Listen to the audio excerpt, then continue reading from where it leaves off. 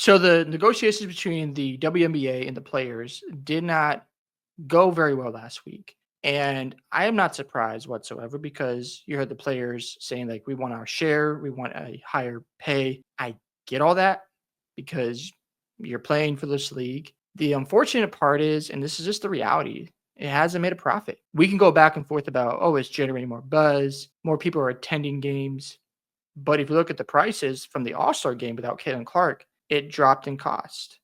So that means they made less money at the event. Even if people still kept their tickets and more fans showed up, if you just look at the dollars, it didn't generate a lot of money. Doesn't mean that people aren't interested. It's just right now, the WNBA hasn't made a profit and they do rely on the NBA to help with operational costs and keep this league alive. That's why players go overseas because the pay is better. I get the argument of wanting more money, but at the same time, you don't have a lot of leverage right now. You've got new players coming in like your Caitlin Clarks who generated views, but Rome was not built in a day. You can't come to the CBA and have all these demands and get disappointed or be surprised by the WNBA's response because they look at this as an investment. That's what the investors see it as. And it's like shopping at McDonald's. I know I'm using a food analysis here, but just roll with it. You go to McDonald's, right?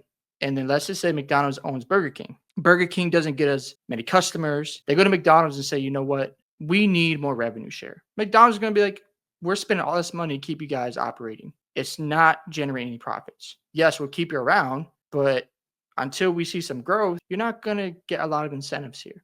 Or McDonald's can say, you haven't made any money. We're going to just shut you down. So for the players out there, I get like you're competing. You want to make more money. I understand that. However, when the league is losing an average of $10 million a year, it's tough to have any type of leverage. And then a player like Caitlin Clark, who is in the league trying to help it grow, you got the old media pushing back on her. Players have resisted her style of play and just her popularity. They show jealousy. They push back against her. And then you have new fans coming in providing feedback, and you're trying to dismiss them as well. It's not a good look, especially when you've talked about all these years. We want the WNBA to grow. We want more revenue. And then you have a player who can help bring that into the league, help facilitate it, but there's pushback.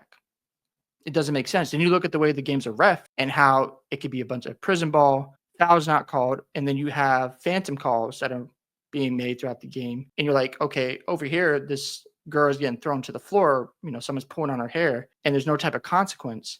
But then you have a touch foul, and that gets more attention than the one that wasn't called. So when you see that type of inconsistencies, and then we see a play like Nafisa Collier, who came out, has said in the past, look, to the commissioner, this needs to be worked on, and you're completely ignoring this problem, then the league is a mess. And you have to be willing to receive feedback and be held accountable. But if you're going against your fans, if you're not promoting Caitlin Clark and protecting your star players, because it's not just Caitlin Clark. We've seen this with other basketball players in this league where fouls aren't called on the star players, suspensions aren't handed out, fines aren't handed out. And it's like, okay, how can we take this league very serious?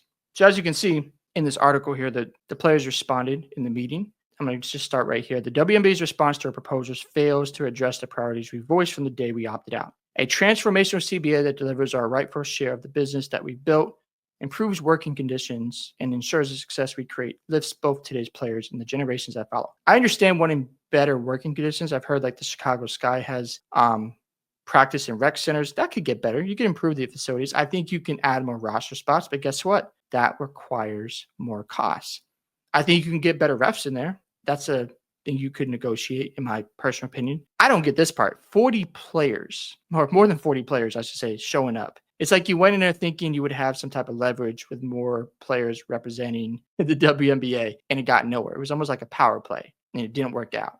And that's probably leaving investors a bad taste because they keep you guys alive. And until you can show the investors that this business model is sustainable, well, you're going to have no leverage. It's unfortunate, but it's just the reality. We've told the league and teams exactly why their proposals fall so short. This business is booming. Media rights, ratings, revenue, team valuations, expansive fees, attendance, and ticket sales are all up in historic fashion. But shortchanging the working women who make this business possible stalls growth. The only thing more unsustainable than the current system is pretending that it can go on forever. It's not complicated. We are committed to the fight. We are committed to returning to the negotiation table, and we will not step until we achieve the transformational CBA this moment demands. In the way you're coming across as you are here in this statement, it's very entitled. I hate to say it. It just is what it is. And I'm not trying to say the women don't deserve a higher salary. Like I threw out a bunch of ideas today with some guys in my chat. Maybe you can negotiate a higher salary, like start like 100 to 115,000 a year. I don't know if that's realistic. I just threw that out there. I think another talking point needs to be about more roster spots, better facilities, and then maybe you can work on better refereeing in the games. Like that will help keep fans watching. If they see Caitlin Clark getting destroyed out there and no fouls are called, no suspensions are given out, like we saw the instant a couple weeks ago was Sophie Cunningham. I think she got a fine, and she was standing up for Caitlin Clark, but Mabry didn't get the same punishment. Like if you see Draymond Green with his antics go after a star player, and it's a dirty situation, Adam Silver in the league is going to step in and suspend him. That's the difference between the NBA and the WNBA. I'm not saying the NBA is perfect, but they protect their superstars. I don't see that in the WNBA as much. And if you want people to take you serious, those things just need to happen. As you see in this part here, the WNBA, yes, it's not complicated. Business is booming primarily because of Caitlin Clark. And I get demanding more, but here's the thing. I agree with this guy. Where does one learn to talk like this? Realize the league has never once turned 1 cent a profit in its entire existence, right? I mean, you have to understand, like, you have to make money. It's like you can say, oh, they deserve this, they deserve that. But look at the numbers. I want them to do better, as this guy says here. Sadly, the numbers WNBA presents to the public money-wise are fairy tales and don't exist. And that's why when the players ask for their share of these big numbers, there is no actual money to give, sadly. Exactly. There's nothing to give out right now. It doesn't mean they can't have any type of negotiations or, demand some other things that I think could be more realistic. I think you can get better refs or call the game better. They almost they neglect the reality that almost a third of the revenue is generated by one player, and when she isn't available, it evaporates. The growth is a house of cards waiting to tumble if Clark is permanently injured or leaves the league, which I very much think she should. Totally understand. Again, if you want people to take you serious, can't keep losing money. As you see, they lost 50 million. I thought it was 40. I have to check that again. But last year, due to increased expenses like charter flights, etc., better clean up the game to enhance the product. The large losses continue. And if they miss a season, that is really bad. It's not a good look. You've got some momentum right now. And if you decide to have a strike because you want more money, they're in for a rude awakening. And if you turn off some more of your fans who are probably already walking away, what are you going to have left when you come back? What is going to be your leverage or your talking points? Because if this is what we see from a player who can help move the needle and get folks on board in the WNBA, then let it happen. That's how Magic and Bird helped grow the NBA. Michael Jordan grew the NBA.